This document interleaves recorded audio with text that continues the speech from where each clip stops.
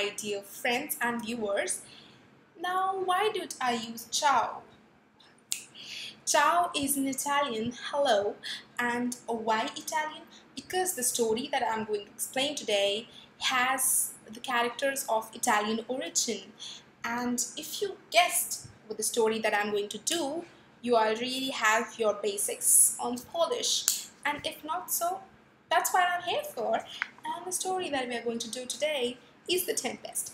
Now we know that many of you have been demanding the explanation of Tempest, and I'll be going in this explanation scene by scene as I did for Merchant of Venice, because that makes it easier and we can have a more detailed explanation of the Shakespearean literature and discuss the different aspects that Shakespeare is trying to convey through his writings, through his scenes.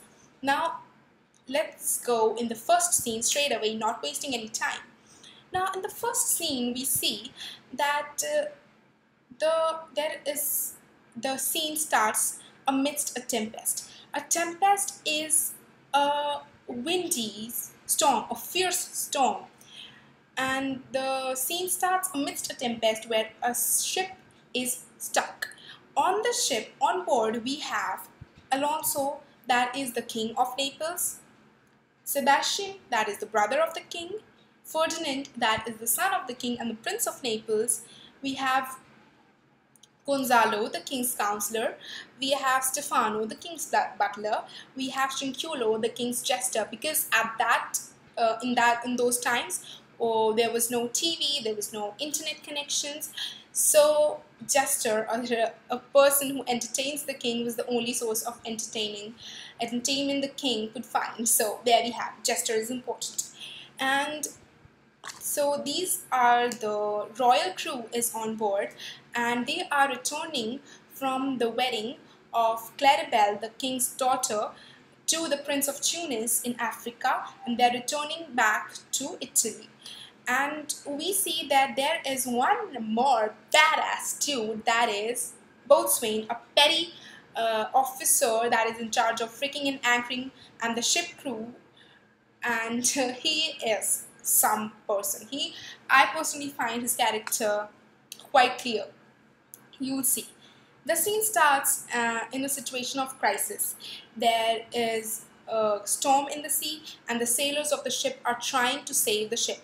That's when Gonzalo and the king Alonso appear, and they demand boatswain they demand to know where the captain of the ship is. Now, boatswain thinks it's foolish to abandon all his task of saving the ship and go find the captain.